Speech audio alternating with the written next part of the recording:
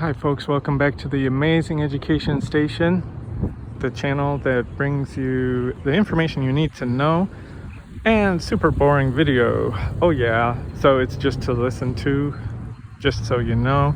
It's going to be information that will have you getting a healthier, happier future. Today's topic is about getting renters if you have a rental house and how to attract good people. It's the number one way to reach millionaire status is real estate, and rentals are a wonderful way to pay for your real estate. Frankly, they can pay for the house that you end up owning. It's a way of perhaps being able to retire, maybe pass on something to your children, and besides, of course, education. Now, this is not financial advice. I'm not a real estate professional nor a financial advisor, so legally I can't claim financial advice, but I can say it's financial education legally. Yes. Also not a lawyer, not a doctor, not medical advice. Oh yeah. So now, but I can also give you tips on being healthy, happy, and you know, we have a lot of trouble in this world, and yes, some problem people. So that's if you're on your way to trying to be financially secure against all the taxers, the socialist voters, and other people greedily trying to take other people's money. That's right, because if they can't produce the money, and then they want other people who work very hard and who study very hard for years and years and worked hard, then they want to take the money through taxation. You know, we gotta stop our thinking that it's a good idea and that it's somehow fair, that the hardest working people that studied the hardest and worked the hardest in school, maybe they weren't the friendliest, but they were serious, because this is a competitive world.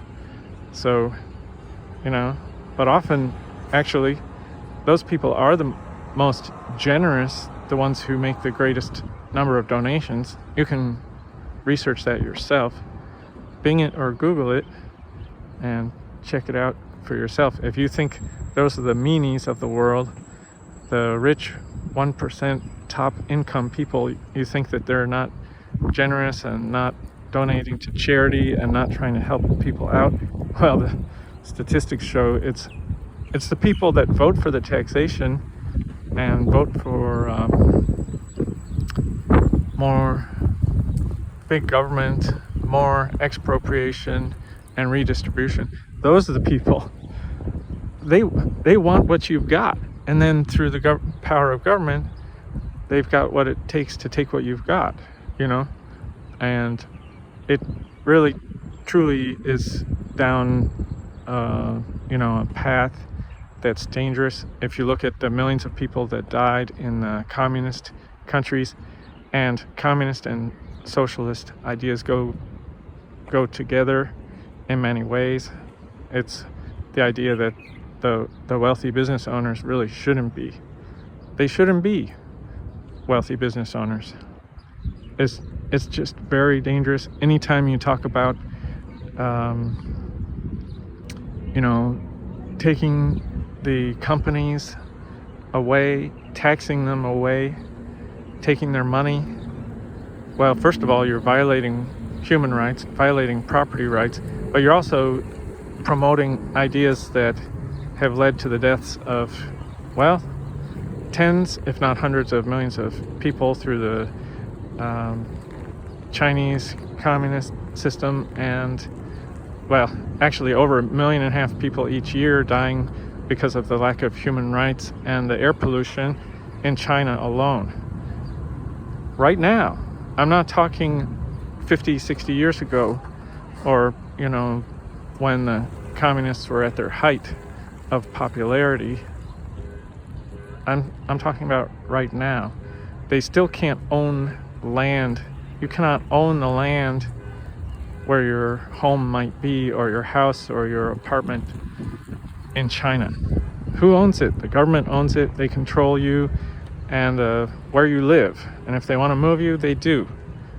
And move you to the desert and do whatever they want, if you've got the wrong ideas. And, of course, it's a bad situation. So you have to think about and defend your right to own property. And for those who can't properly care for property, you can survive by having them as your customers. It's a small business. It's what really is providing a good service, and you're getting value out of it. Now, I'm not saying that people renting are poor. Maybe they don't want to handle all the repairs, all the upkeep, the maintenance, and it's just too many details. They're busy, and they might be earning more than you.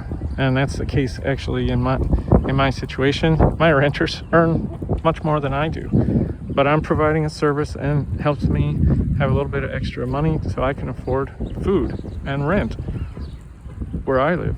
So it's being a landlord isn't exactly what you think all the time.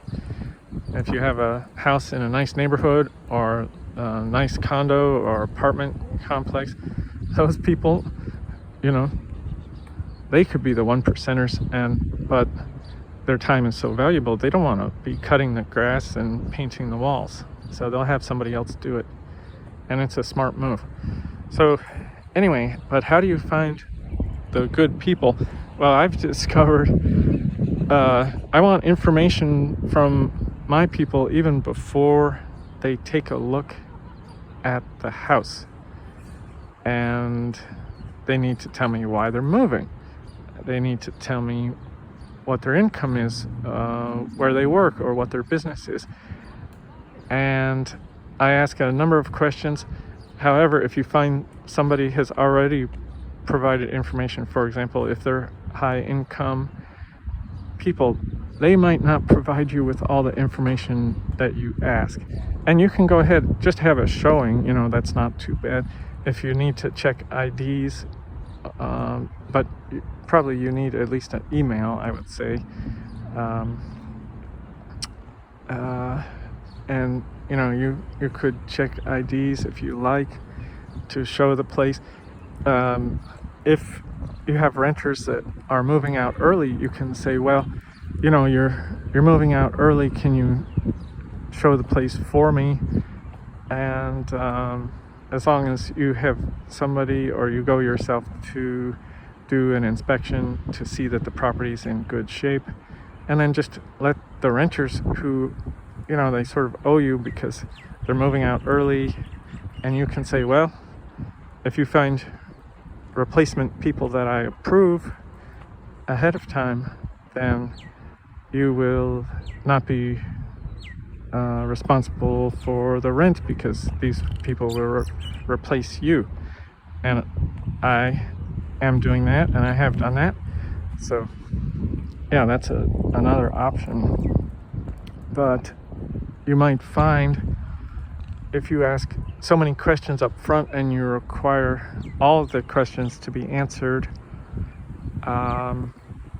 that if they don't answer them all, and then maybe you won't give a tour of the house, well, then you have gotten maybe too strict. So be careful about that.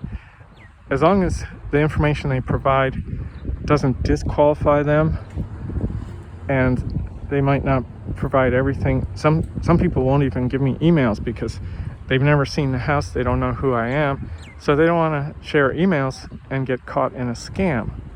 So I said, maybe at least emails, but you don't even need that, as long as maybe you check their ID at the time of the showing or the tour. And if you have enough communication and it seems like they're reasonable people and they seem mature and not strange, and especially their income qualifications and their employment is what you might require. Now it doesn't apply, so I'm not promoting any kind of discrimination. If you've got Section 8 housing, Section 8, which is people with disabilities or other government assistance for housing, then a lot of this doesn't count, but you would have to verify their status with the government. So, but however you do, whatever your requirements are, as long as they provide you some information that meets your requirements, you can do a showing and just say, okay, well, please, you can take a look, but eventually provide the other information if you like. And then 100% of the time, you eventually need a photocopy of their ID and references of past rental contact information. In other words, their addresses and the owner's contact information, and maybe 3 personal references, so that you can check if they don't meet certain criteria. For example, you might have a pet policy where you don't accept certain pets or any pets, or other things, like you might want to check, have they been evicted or had difficult relationships, noise violations, smoking violations, or illegal drugs, and so on. And you can't 100% guarantee that you'll catch it if you get the past landlord contact information, but at least it's worth a shot, and you just do your best. I've made other videos about how to know if you are really calling a landlord or if it's somebody else's contact information, and it's not 100%, but it's just a part of the puzzle, which includes absolutely doing credit background check, which would be, I recommend, TransUnion or Experian, and I believe it's Experian does a SmartMove check, which includes government records for evictions and other legal judgments. So if anybody's broken the law, it tells you also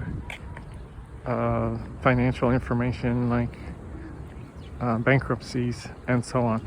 Now, you can refund the cost of these checks if somebody signs a lease. So you just say, go ahead. So this is a way to get good people.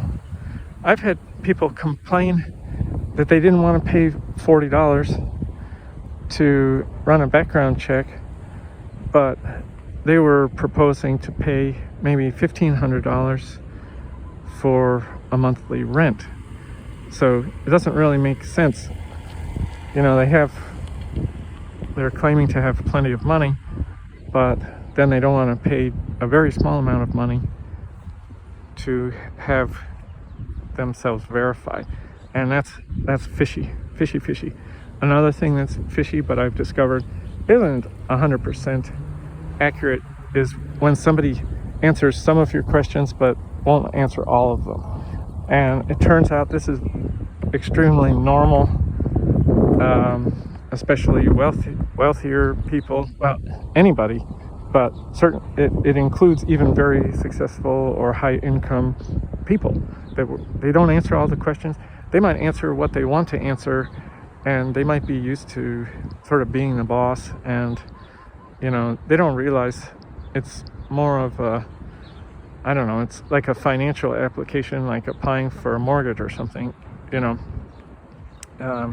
You are providing a very expensive asset to their use, and your house could be worth $500,000 or more easily. depends where you live. But whatever it is, even if it's just a $50,000 property, it's still something that you need to verify the renters are going to, or at least have a history of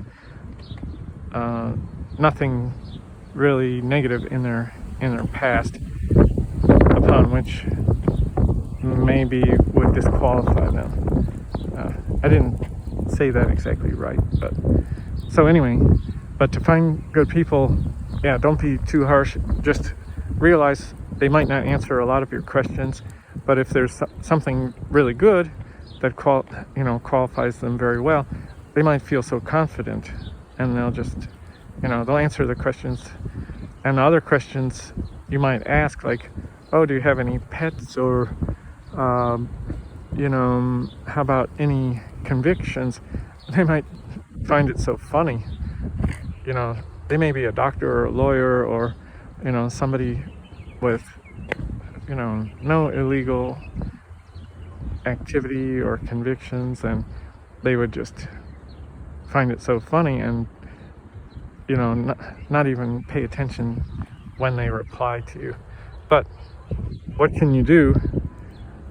Come back later after they are interested in moving in and getting a lease.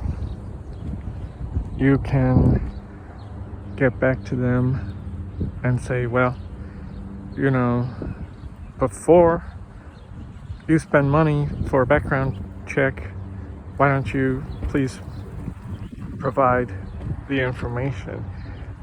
And because you didn't provide enough information for me to run a background check.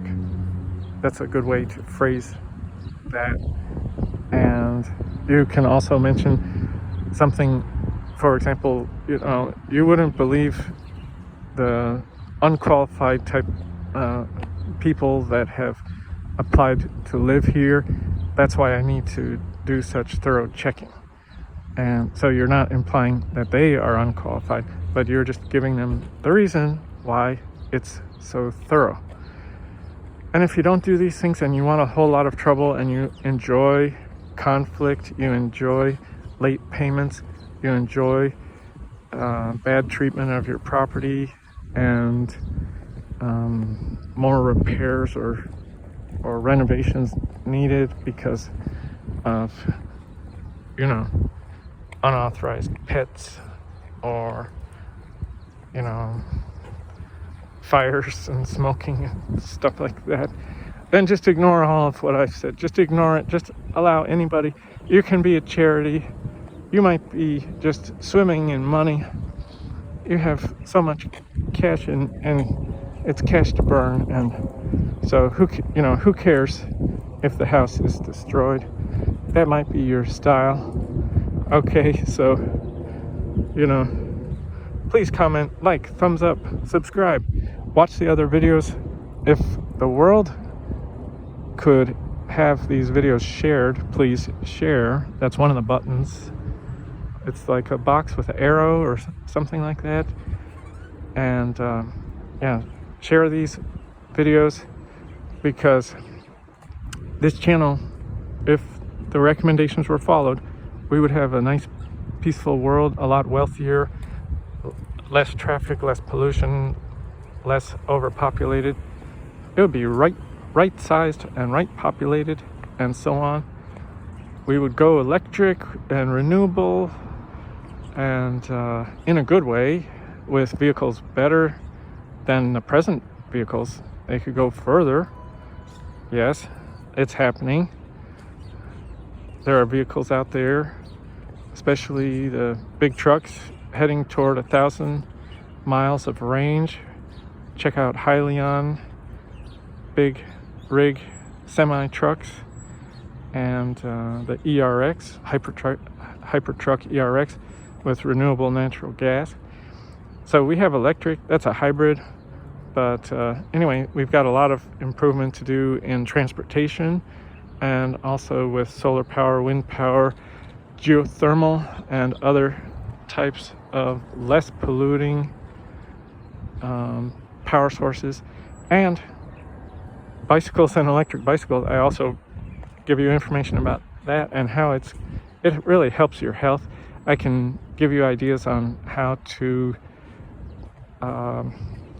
in the other videos, how to change your daily routine to avoid diabetes and pre-diabetes, be healthier and wealthier. Okay, thanks for listening and take care.